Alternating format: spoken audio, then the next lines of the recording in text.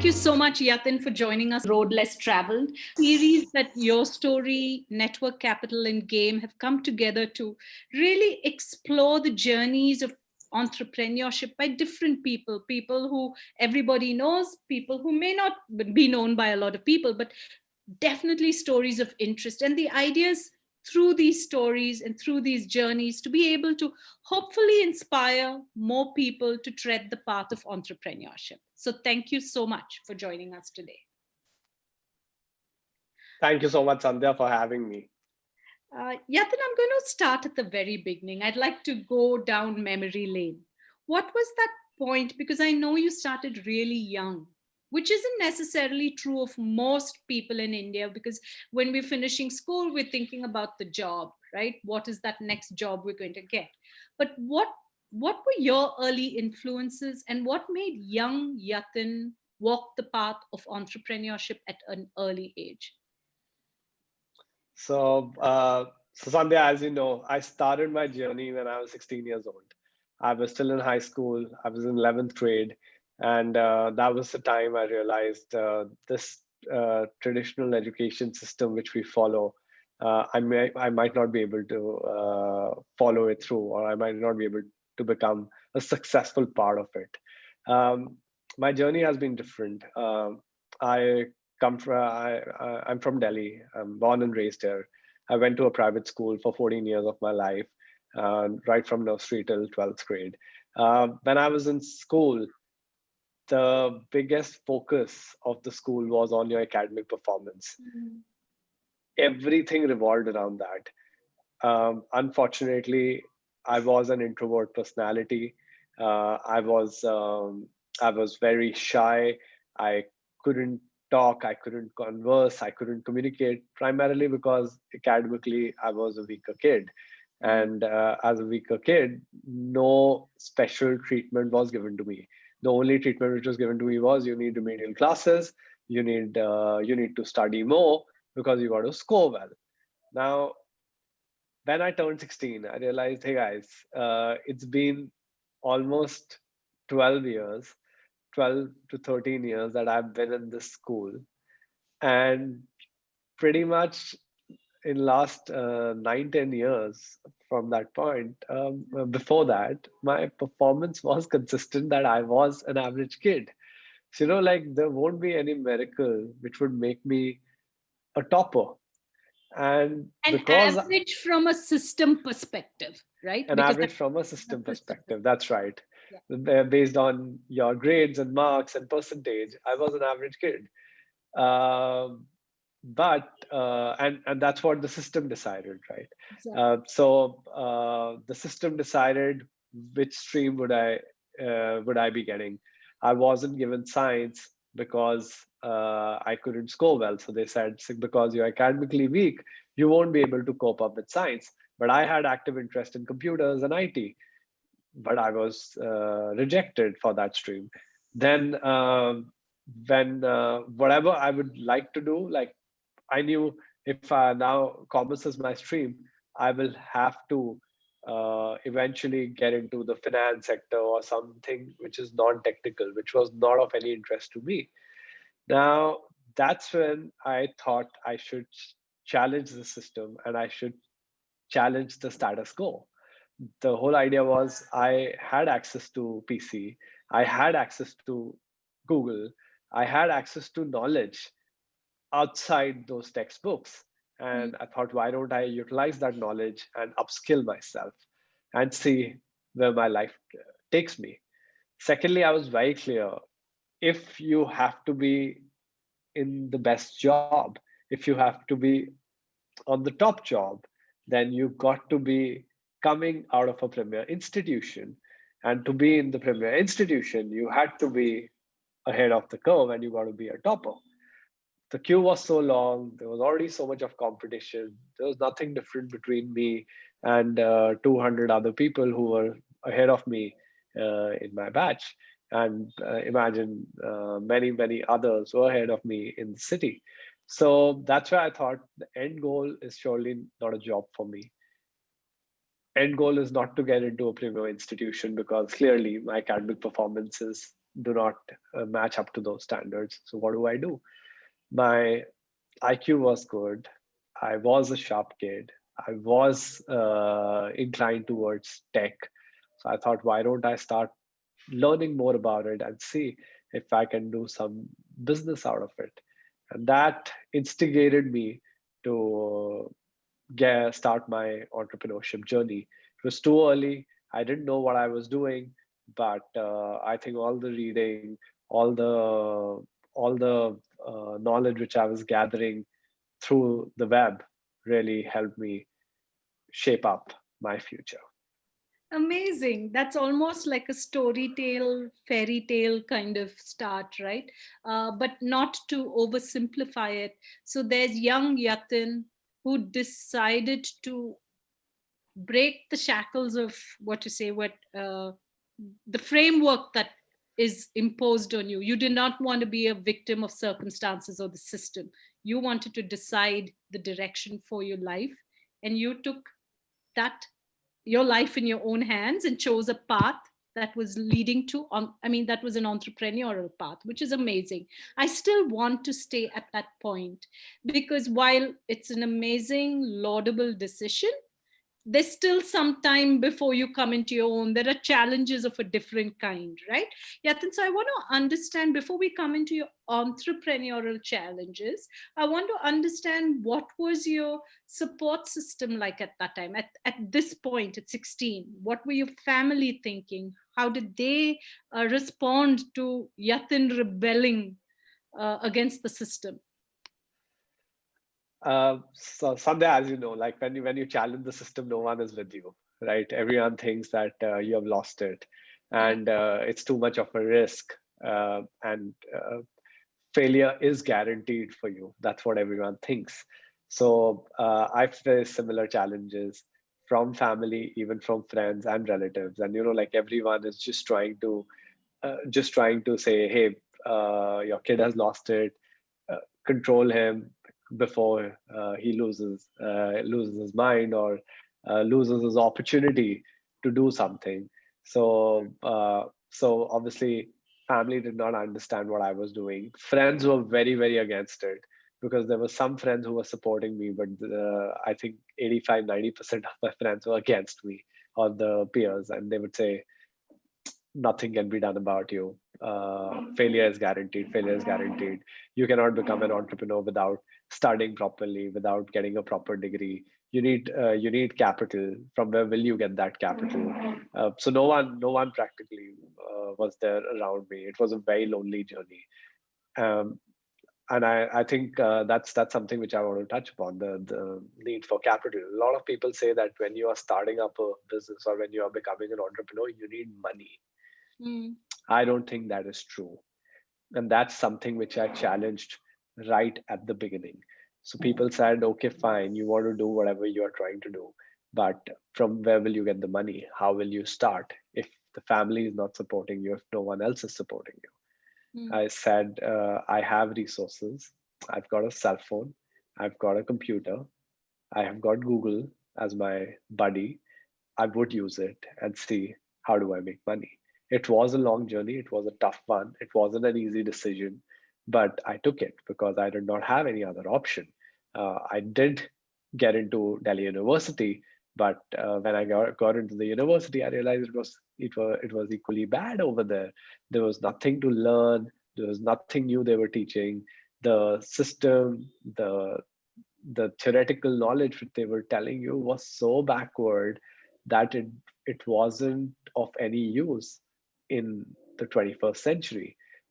They were teaching us about fax machines and coin counting machines when we were when we were in the digital era, where you already had internet banking and you had high speed internet connections in at least metro cities.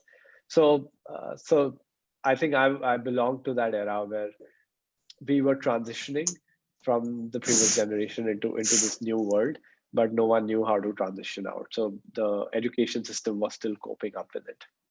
And yet you saw an opportunity. So tell me how Yatin tells everybody around him that you don't necessarily need money You can start out with what's available. Technology is allowing for many things to be possible. How do you bring it all together in your initial entrepreneurial venture? Can you talk to us a little bit about that first venture um, that you started? So I think the first and the foremost thing for any person to become an entrepreneur is patience and perseverance.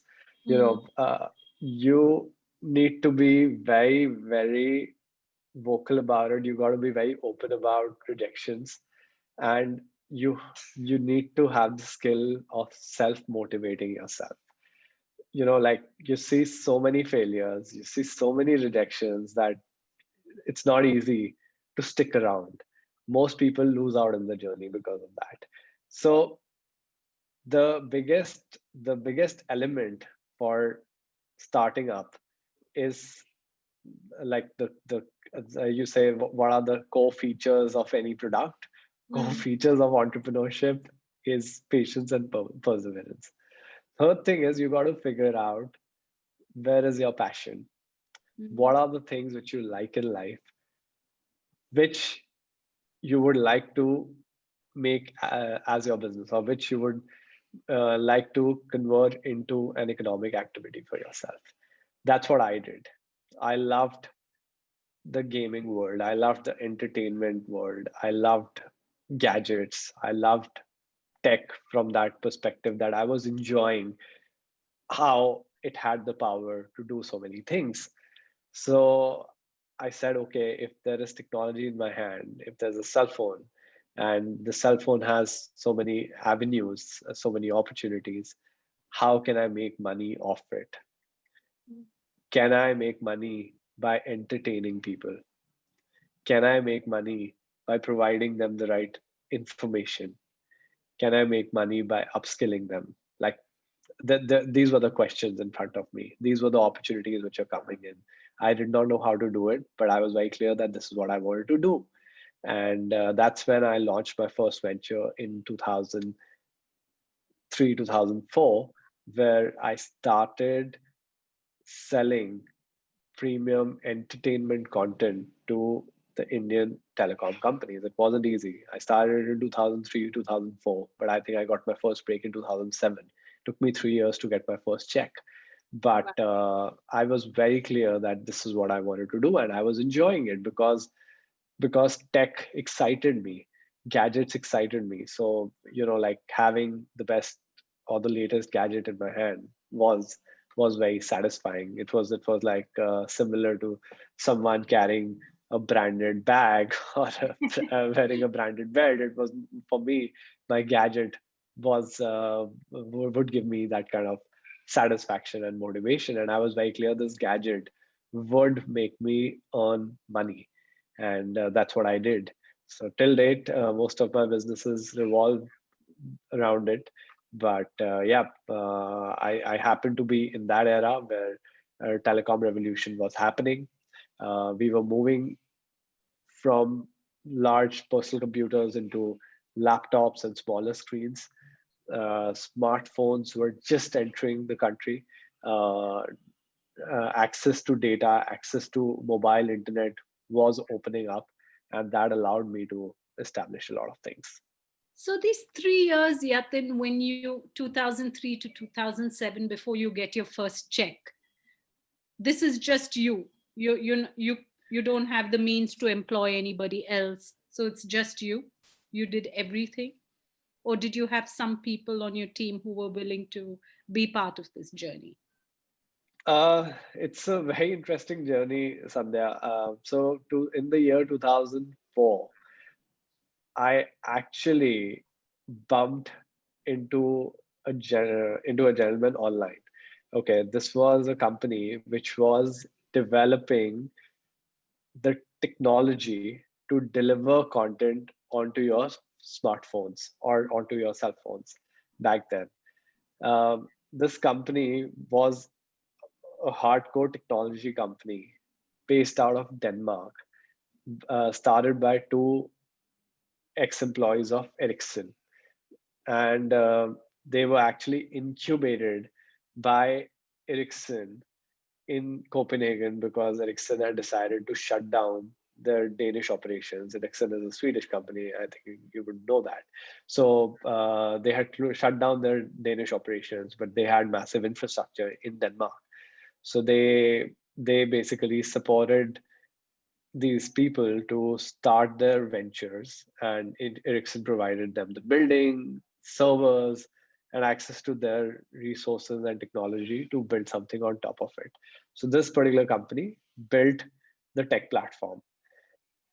They were on a lookout for resellers or partners in different parts of the world, and they were very interested to enter India.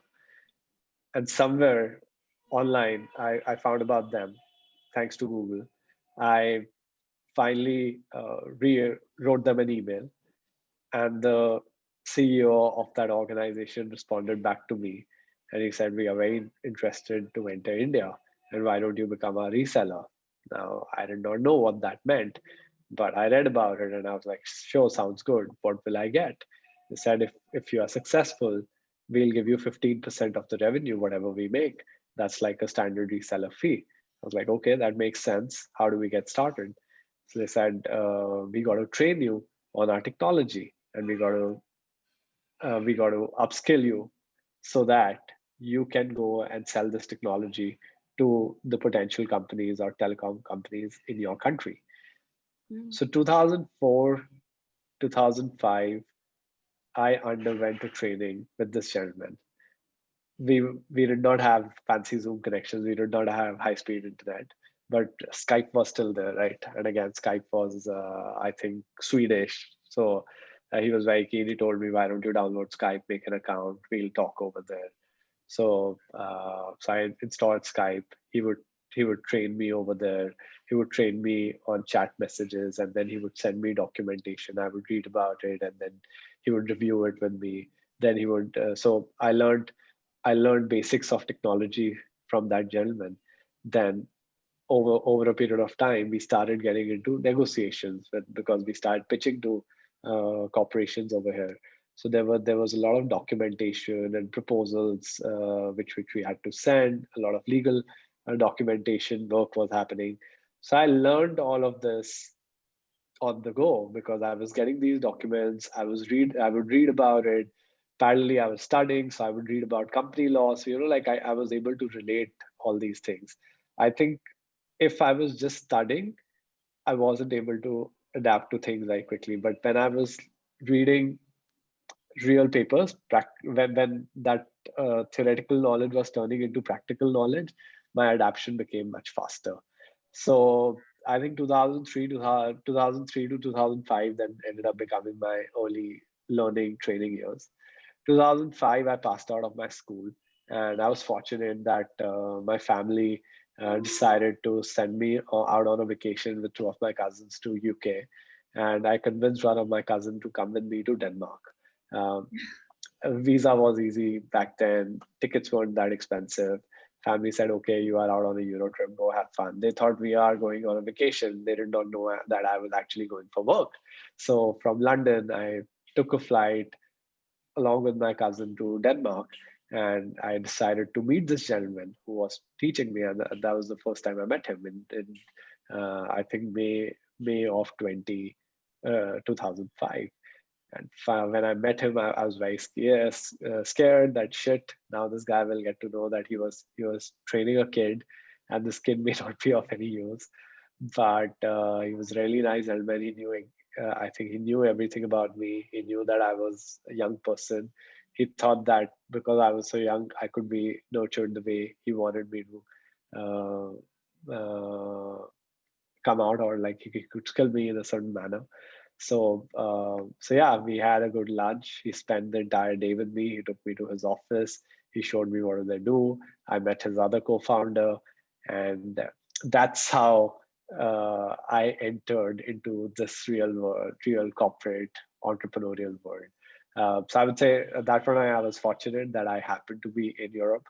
I managed to go to him. I used my time wisely. I did not waste money on a vacation, but I actually ended up using it to make a trip down to Denmark to meet him. And finally, towards end of 2005, that company sent a person from Denmark to work with me for about 1 year. Wow. I want to touch on one word you said because I actually want to add on that. You said around 2003, 2004, you bumped into a gentleman, right? I actually think, to add on to the traits you mentioned, persistence and patience, there's a third thing that I find that singularly coming across in most of the conversations I have, and that's finding your purpose.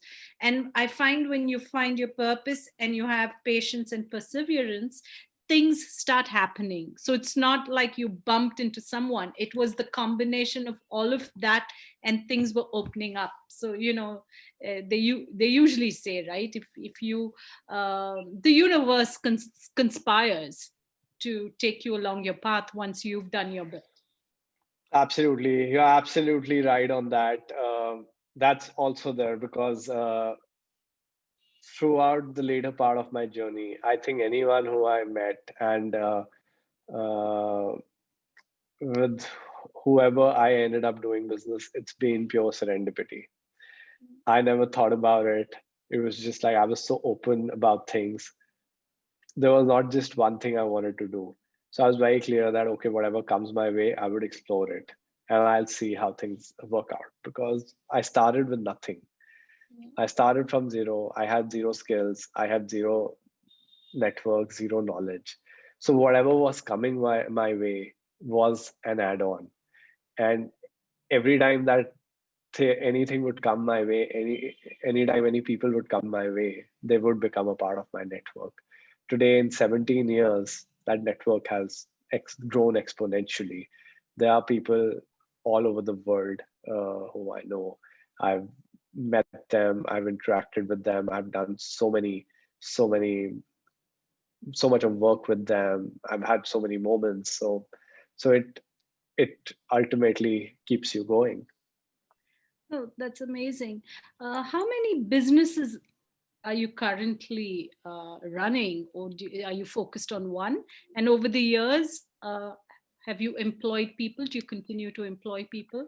And then, sorry, before I go get your answer, the reason I like to ask this question, because it's so important to us at Game, Yatin, because the single biggest problem Game has set up to solve is the job problem. Yeah. We believe that the more people who are setting up small businesses and being entrepreneurs and can employ people, there'll be more jobs created. So with that lens, I wanted to ask you this question about employing people. So when you're starting your entrepreneurial journey, that is the biggest thing. An entrepreneur cannot be alone, right? You need a team to work for you. You need people to work for you, and a successful entrepreneur is only the one who has built the right team. So first to answer your question about how many businesses am I involved with, so co-working was, I think, my ninth or 10th venture. I launched it in, again, it was pure accident. I became a part of it in 2011 when this project was shutting down. The person who started it couldn't sustain it. And I came in to rescue it. From there, it was still at an early stage. Co-working wasn't heard of. No one knew in India what it was. So I built it up as an industry from that point of view. I've been a part of the co-working industry for 9 years now, as we speak, in November of 2020. Um, but over the years, obviously, as I started businesses, with most businesses, I ended up employing people. Today, in 17 years, with the work I do, I have supported over 1,200 businesses.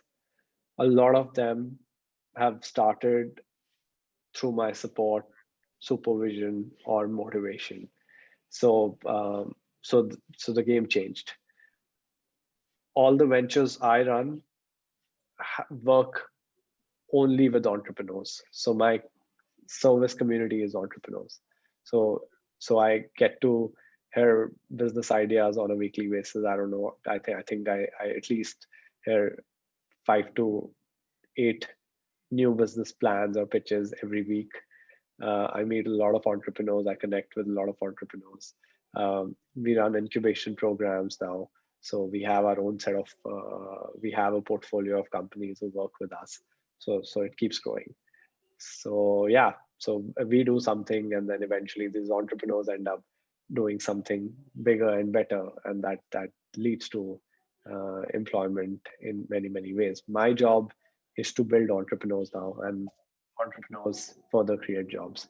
So another, I don't know if like if you want to, if you want me to talk about my later part of journey now, but there are ventures which have started out of my shelter, and they have created, I think, almost like 8,000, 10,000, 20,000 jobs. Wow. I'd love for you to talk about that, but I want to ask you about one thing. We talk about failure, entrepreneurship, and success, and we almost romanticize it. And we all agree without failure, there's no real success. Every entrepreneur does experience failure, and it's real, right? But I'd like to talk now. Hindsight is 2020. When you Yeah, look back, was there something that you were sure that would work, but when you actually ventured down that path, it didn't? And what were your learnings from that? I think the first 4, 5 ventures which I started did not work. Right, the vision was clear. The problem which I was solving was good, but somewhere I couldn't find my customer. Right, so a lot of times entrepreneurs live in their fantasy world. Hmm. You might think there's a problem, but that problem may not exist. And you might think there's a problem, there might be someone else who's solving that problem already. So how do you establish a foot in the door is the question. So first, very important hard decision for any individual is to become an entrepreneur. It's not easy to to take that decision, because it's you're literally putting your life at stake. You don't know what's going to happen. It may work, it may not work. It requires time, and that time, if you fail, it's a time loss, right? So that that kind of stops a lot of people from starting up. Now, if you manage to overcome that hurdle, and if you manage to still decide to work, a lot of times you are so much in your own world that you are saying, okay, this is what I'm going to build, this is what I think it will do, this is what I think will this is the kind of money I think this venture will make, and that's how I'll become big. But entrepreneurs forget uh, to validate it. A lot of time entrepreneurs forget to talk, right? Because they get in their own cocoon, they get into their own shell, and they think whatever they are thinking is right, and that causes failures. So it is important to fail because it does teach you a lot. It it it kind of um, it allows you to come up with better methods, techniques, or improvise yourself. But it's very important for an entrepreneur to talk to other people. If they are not talking, they won't be able to realize whether the problem that they're solving is real or not, and they won't be able to get a customer.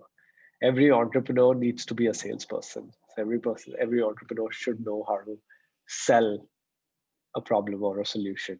If they are not able to do it, if they just build it up, chances are high that it will fail. Wow. Um, I want to just stay with that, perhaps push it a little further, because I want to really get a get into Yatin's journey a little more, but in that same theme of learning. What would Yatin today tell Yatin who started out 17 years ago to look out for? What's that one big thing if you were to go all over, you say, hey, this is what you're going to look out for that you may not have known at that point? The first thing I'll start looking for real problems. I think back in the days, 17 years back, Yatin was looking at what he liked, which is very important. And he tried to make it into, he tried to make whatever he liked at that point of time his business. But a lot of it was lifestyle business, right? Today, Yatin knows that there are problems which exist, which are far more deeper and require attention of people like Yatin. Wow. So I would look at those problems and I would tell every fellow entrepreneur, student, aspiring entrepreneur to look out for those problems. If you can identify real problems, you will become people who can solve those problems. The minute you start solving those problems, that helps you in building a full business around it. So it's simple. So don't try to create something out of like which is not needed because you think it's needed. Don't try to create something or solve something which someone else is solving already. If you are a true entrepreneur, figure out the problem and figure out what can be possible solutions to it. That will allow you to innovate and that will allow you to come up with a much stronger solution, which will have a far larger impact on many, many things. Great. And since you used the word impact, I can nicely segue into my next question. What has been the impact of entrepreneurship, Yatin, on your life, on you as a person? Because, I mean, I understand being an entrepreneur is you, but there are other aspects of life. What has been the impact of entrepreneurship on you as a person, both negative and positive? A lot of things. So what you see in front of you is a hardcore entrepreneur. Um, so there are a bunch of things. Entrepreneurship taught me a lot of patience. Entrepreneurship taught me how to overcome rejections. Entrepreneurship taught me how to how to stay grounded, how to stay humble, how to live without money, how to stay afloat. So I think these have been key lessons. Entrepreneurship also taught me the value of relationships. Entrepreneurship also taught me the value of health and happiness. So I think when whatever I was doing earlier, these key elements were missing. I was very inclined towards building a venture that I wouldn't think about anything else. I would work 14, 15 hours a day. I wouldn't do anything else. My life would be just in front of a computer screen. I wouldn't talk to people. I was very antisocial. I wouldn't eat on time. I wouldn't spend time with family. I wouldn't entertain myself like because I thought I was wasting my time. Over these years, I realized that everything was so important. Your social circle, your entertainment, your mental well-being, your health, your happiness level, all of that plays a big role in whatever you are doing and plays a big role in whatever problem which you are trying to solve.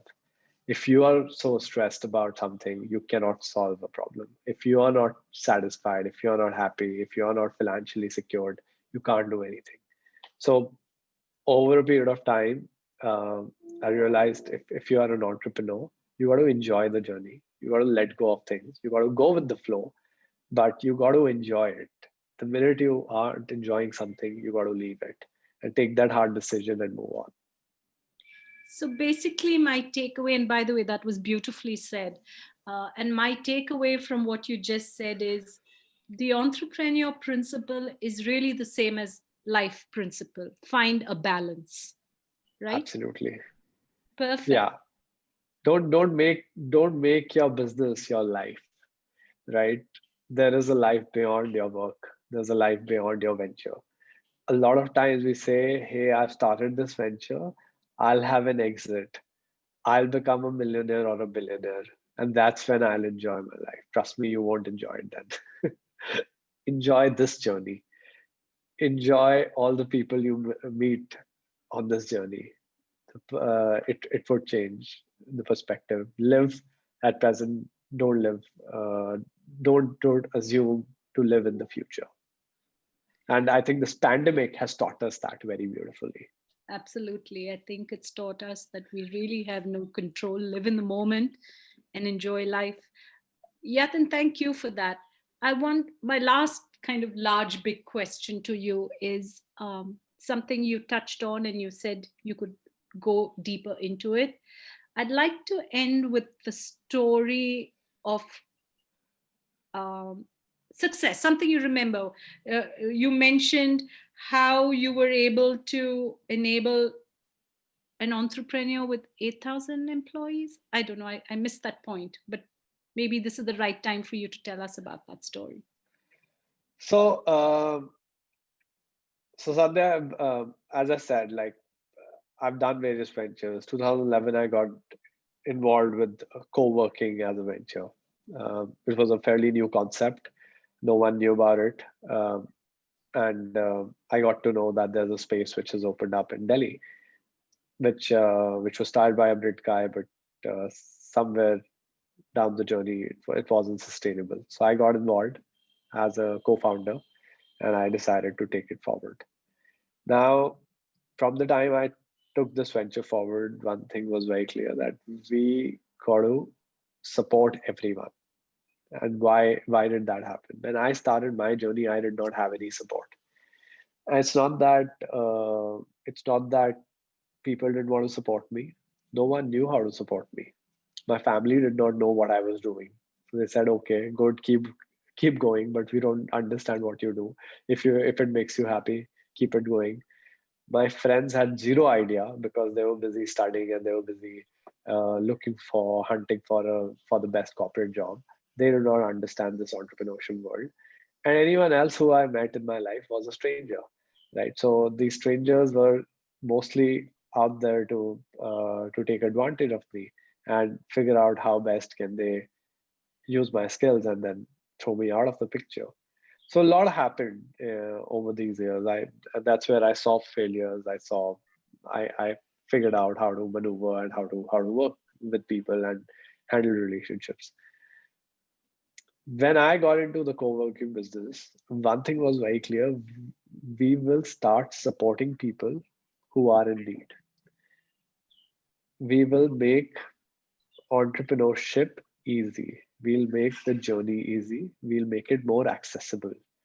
Today, entrepreneurship was also a lifestyle for many people. Like you could become an entrepreneur because you were at a comfortable spot in your life.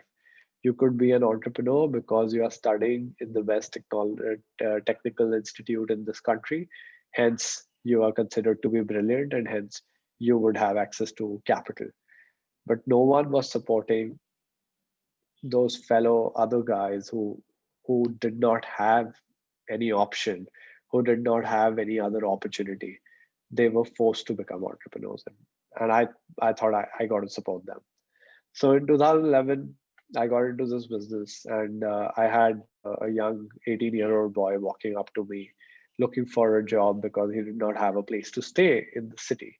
And at my co-working space, we also had a living space. We had about 8 bedrooms where people could stay, and we needed a manager who could run the premise and uh, handle handle the space, talk to people, and kind of assist me. And we were willing to provide them some accommodation. So we had posted about it online. So I had an 18-year-old boy who came and applied for that job, spoke to me. Somewhere I found him to be not fit for the job, but he said, I really need this job because I don't have a place to stay. I said, why don't you have a place to stay? He said, I'm 18. I don't have any credentials. I have very limited money. I don't have any friends. So I really need a place to stay. Can I stay over here for a few days? I said, okay, what are you doing? He said, I'm an entrepreneur. I was like, okay, what are you starting? He said, I'm starting this venture where I'll be solving this problem of travelers trying to file budget accommodation. And there are a lot of guest houses, but still people don't know which guest house to choose. So I'm trying to solve that issue. I was like, okay, sounds good. So what do you want from me? He said, if I can make your house the base and if I can station myself over here, it would allow me to get started. I am already hustling quite a bit, but I'm stuck. I was like, okay, sure. And this guy moved into our house. Today, that company is known as Oyo Rooms. So the founder Wow. started out of a house, and you can see where it went. So had I not sheltered him at that point of time, had he not gotten that base, he wouldn't be able to start, right? So there are many such stories, how your small support can actually lead to a significant impact. Someone had to motivate that kid. Uh, Someone had to foster him or shelter him, and he was brilliant. He was a hustler. He knew what he wanted, but no one was there to support him. No one was even willing to give him a room to stay for a night. Lovely. That's why we have these conversations, Yatin. That was so inspiring. Honestly, I'm not even making this up. I've never thought of being an entrepreneur, but when listening to you, I said, wow, this is so inspiring. I think I want to start thinking about being an entrepreneur. Thank you so much for sharing that.